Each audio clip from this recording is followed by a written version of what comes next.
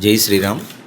ఈరోజు శ్రీమద్ వాల్మీకి రామాయణంలో శ్రీరామచంద్ర ప్రభువు యొక్క గుణాలను నారద మహర్షి అలాగే వాల్మీకి మహర్షి మధ్య జరిగిన సంభాషణలో శ్లోకరూపకంగా అతి క్లుప్తంగా తెలుసుకుందాం. శ్రీమద్ రామాయణం ఈ శ్లోకంతో ప్రారంభమవుతుంది. తపస్వాధ్యాయనిరతాం తపస్వీ వాగ్విదాం వరం నారదం పరిపప్రచ్ఛ వాల్మీకేర్మునిపుంగవం. అత్యంత తపస్శీలి వేదాధ్యయన నిరతుడైనటువంటి నారద మహర్షిని వాల్మీకి మహర్షి ఇలాగ ఒక సందేహాన్ని ఆయనని అడుగుతున్నాడు. స్వామి, ఈ భూమండలం మీద ఎక్కడైనా కూడా ఇప్పుడు నేను పేర్కొనేటువంటి లక్షణాలు కలిగినటువంటి మహాపురుషుడు ఎవరైనా ఉన్నారా? ఏమిటా లక్షణాలు అంటే శ్లోకరూపకంలో కోన్వస్మిన్ సాంప్రతంలోకే గుణవాన్ కశ్చ వీర్యవాన్ ధర్మజ్ఞశ్చ కృతజ్ఞశ్చ సత్యవాక్యో దృఢవ్రతః చారిత్రేణ చకో యుక్తః సర్వభూతేషు కో హితః విద్వాన్ కః సమర్థశ్చ కశ్చైక ప్రియదర్శనః ఆత్మవాన్ కో జితక్రోధో జ్యుతిమాన్ కో నసూయకః కస్య బిభ్యతి దేవాశ్చ జాతరోషస్య సంయుగే.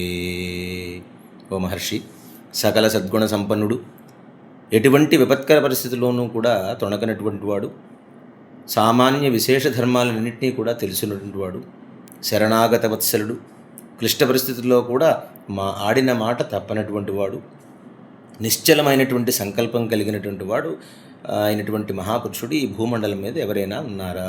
అంతేకాదు, ఇంకా కొన్ని లక్షణాలు చెబుతున్నాను. సదాచార సంపన్నుడు, సకల ప్రాణులకు కూడా తన హితాన్ని చేకూర్చేటటువంటి వాడు, సకల శాస్త్ర కుశలుడు, సర్వకార్య దురంధరుడు, అలాగే తన దర్శనం చేత అందరికీ కూడా సంతోషాన్ని చేకూర్చేటటువంటి వాడు, ధైర్యశాలి, అరిషడ్వర్గాలని జయించినటువంటి వాడు, అలాగే ఎవరిపైనా కూడా అసూయ అనేటువంటి విషయాన్ని లేనటువంటి వాడు, అలాగే రణరంగంలో కనుక అతనికి క్రోధం వస్తే ఆ దేవాసురులను సైతం కూడా భయకంపితుల్ని చేసేటువంటి మహాపురుషుడు ఎవరైనా నువ్వు చూసావా అని అడిగాడు. నారద మహర్షికి వెంటనే, ఏమయ్యా ఇలా అడుగుతున్నావు? బహవో దుర్లభాశ్చైవ ఏత్వయా కీర్తితా గుణాః మునే వక్ష్యామ్యహం బుద్ధ్వా తైర్యుక్త శ్రూయతాన్నరః.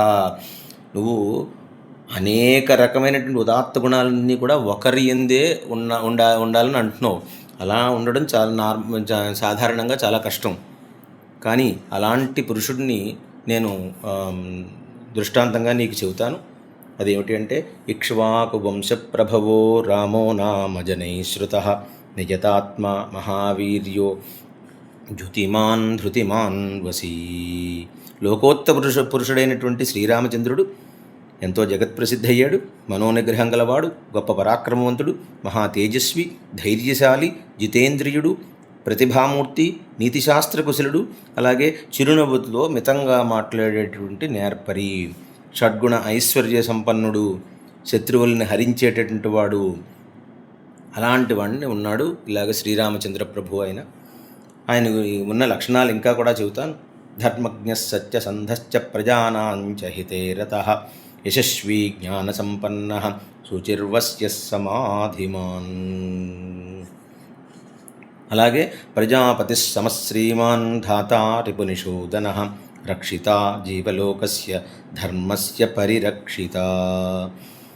ఆ ప్రజాపతి బ్రహ్మ వలె జనాలన్నింటినీ కూడా సృష్టించేటటువంటి వాడు, విష్ణువు వలె అఖండ ఐశ్వర్య సంపన్నుడే పోషించేటటువంటి వాడు, సాధుపురుషులందరినీ కూడా బాధించి వారిని పరిమార్చడంలో సాక్షాత్తు పరమేశ్వరుడు వాడు.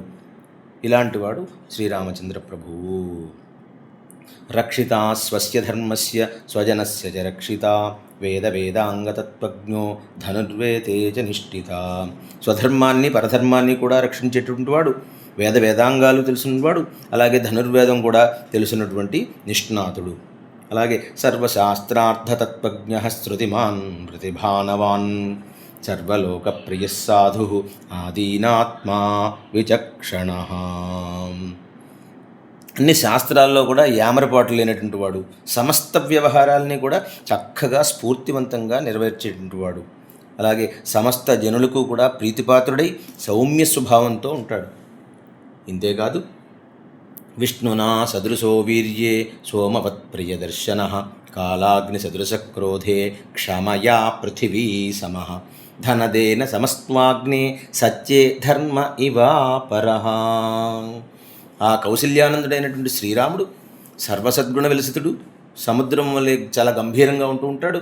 ధైర్యంలో ఆ హిమవత్ పర్వతానికి చూసినట్టుగా ఉంటుంది, పరాక్రమంలో శ్రీ మహావిష్ణువుతో పోలికుంటుంది. అలాగే ఆయన యొక్క ప్రశాంతత ఆ చంద్రుడి తాలూకా ఆహ్లాదంతో సమానంగా ఉంటూ ఉంటుంది. శృతిమెత్తని హృదయం కలవాడి ఉన్నాడు. తన ఆశ్రితులకు ఎవరైనా సరే అపకారం చేస్తే ప్రళయాగ్నిలాగా మారిపోతాడు. అలాగే సహనంలో కూడా చూస్తే ఆ భూదేవితో సమానమైనటువంటి సహనం ఉన్నటువంటి వాడు. అలాగే త్యాగస్వభావం చూస్తే కుబేరునిలాగా ఉంటుంది. సత్యపాలన యందు ధర్మదేవత వంటి వాడు.